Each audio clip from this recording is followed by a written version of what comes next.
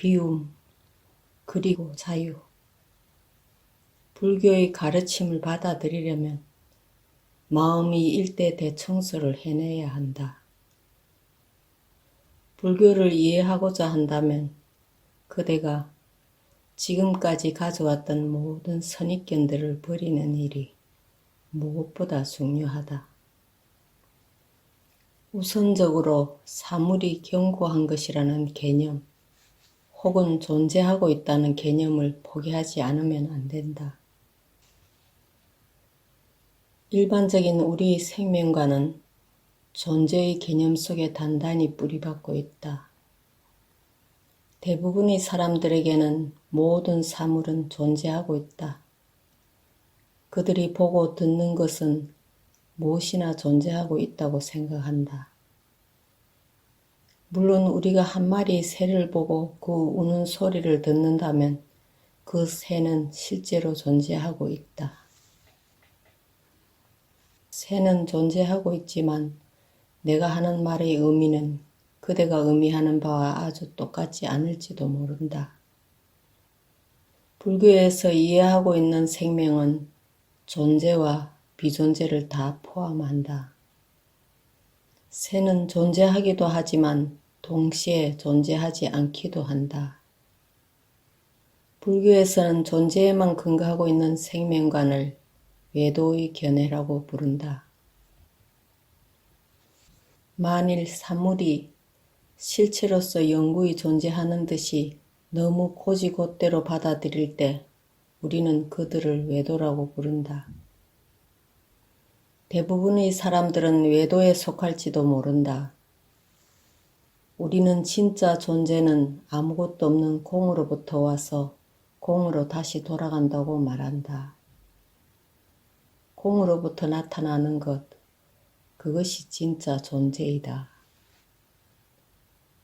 우리는 공의 문을 통과하지 않으면 안 된다. 이 같은 존재의 개념을 설명하기는 매우 어렵다. 오늘날에 와서 많은 사람들이 적어도 지적으로나마 현대세계의 공을 느끼고 그들 문화의 자기 모순을 감지하기 시작한 것 같다. 20세기 초까지만 해도 현대인들은 그들의 문화와 전통적인 삶의 방식이 영구히 존재하는 것으로 굳게 믿었던 것이나 전쟁을 겪으면서 깊은 해이를 느끼게 되었다. 전후 세대의 이 같은 회의적인 태도를 안 좋은 것으로 여기는 사람들도 많지만 사실상 그 이전의 태도보다는 나은 태도이다. 우리가 미래에 대해 어떤 일정한 관념을 가지거나 어떤 바램을 가지고 있는 한은 우리는 정말로 지금 당장 현존하고 있는 이 순간에 대해 진지해 줄 수가 없다. 오늘 존재하는 것은 내일 존재할 것이라고 믿기 때문에 그 일은 내일 하도록 하자. 아니면 내년에 해야지 라고 하기 쉽다. 그처럼 너무 열심히 애쓰지 않아도 어떤 일정한 길을 쫓아가기만 하면 어떤 약속된 것이 나타나 주리라고 기대한다. 그러나 영구히 존재하는 어떤 길이란 아무데도 없다. 우리를 위해서 짜 맞춰진 길은 있지 않다. 순간순간 우리는 자신의 길을 찾아내지 않으면 안 된다.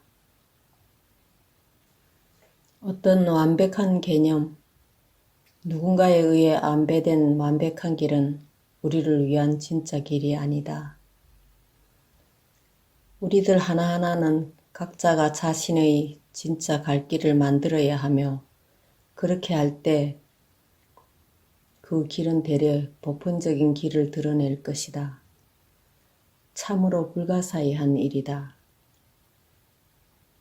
우리가 어떤 한 가지를 자꾸자꾸 파고 들어가 이해하게 될 때 모든 것을 이해하게 된다.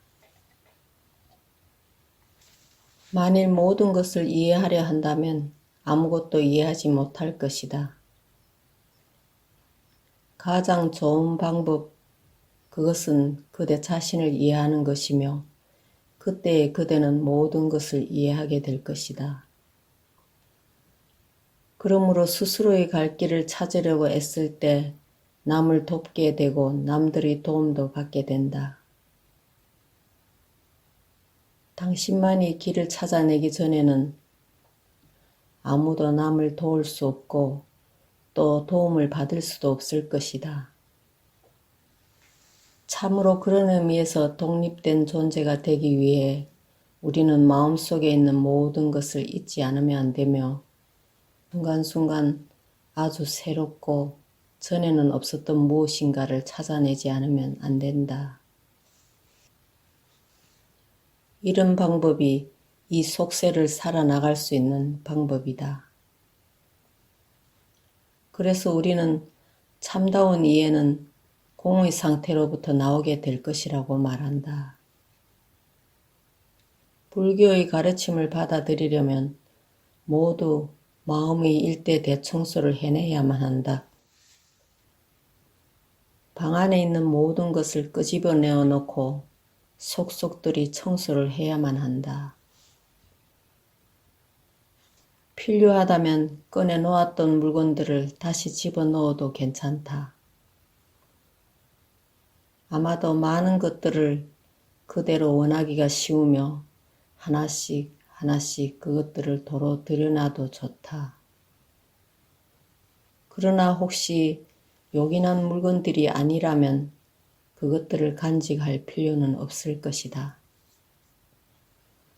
우리는 날아가는 새를 볼 때가 있다. 새가 날아간 길의 자취를 우리는 본다.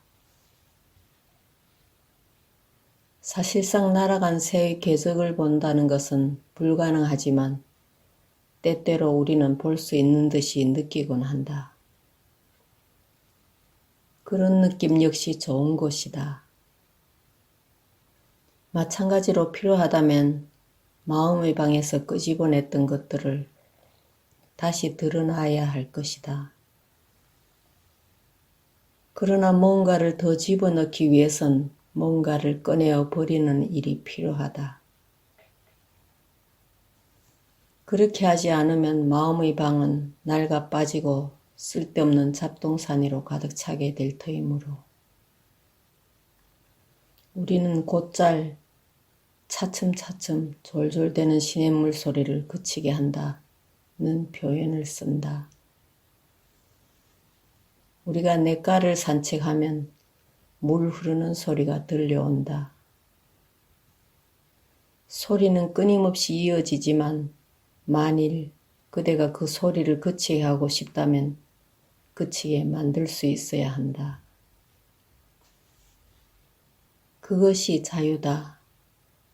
그것이 버림이다. 마음속에선 생각이 가지각색으로 떠오르겠지만 생각하기를 멈추고 싶으면 멈출 수가 있다. 즉 졸졸대는 시냇물 소리를 멈추게 할 수 있을 때 그대는 자기가 이룩한 일에 대해 뿌듯함을 느끼게 될 것이다. 그렇지 못하고 틀에 박힌 관념을 그대로 가지고 습관적으로 행동 양식에 사로잡혀 있는 한 그대는 참다운 의미에서 사물의 진가를 알아낼 수 없을 것이다. 자유를 찾으려 드는 사람은 자유를 찾아내지 못한다. 그대가 절대의 자유를 획득할 수 있기 이전에 절대의 자유 그 자체가 필요하다. 그것이 우리의 수행이다. 우리 방법은 항상 한 가지 방향으로만 가는 것이 아니다.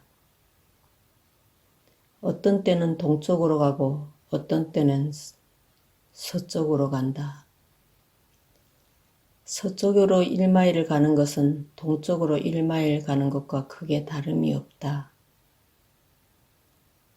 보통은 동쪽으로 1마일 향해 갔다면 서쪽 방향과 반대로 1마일 갔다는 뜻인 것이다. 그러나 우리는 그렇게 보지 않는다. 만일 동쪽으로 일마일 갈 수 있다면 서쪽으로 일마일 가는 일도 가능하다는 뜻이다. 그것이 자유다. 이러한 자유가 없이는 자신이 하는 일에 집중할 수가 없다. 그래는 무언가에 집중하고 있다고 생각할 수도 있으나 이러한 자유를 획득하기 전에는 하고 있는 행동 속에서 뭔가 거북함을 의식하게 될 것이다.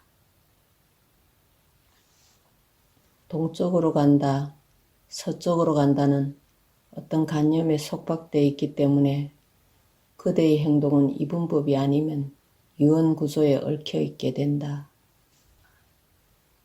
유언성에 묶여있는 한 절대의 자유는 얻을 수 없다. 집중도 불가능하다. 집중이란 무언가를 열심히 관찰하려고 노력하는 행동을 의미하지는 않는다. 자선에 있어서는 만일 한 점을 바라보려고 애쓰면 5분 이내에 피곤을 느끼게 될 것이다. 집중은 결코 그런 것이 아니다. 집중은 자유를 의미한다.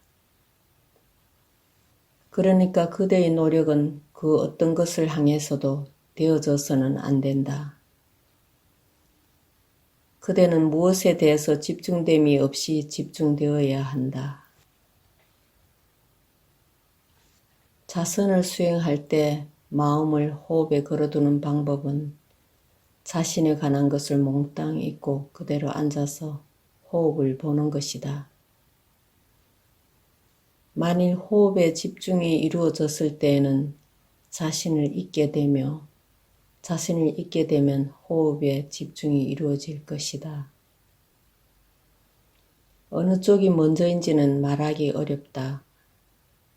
그러므로 사실상 호흡에 집중하려고 그렇게 힘들어 애쓸 필요는 없다.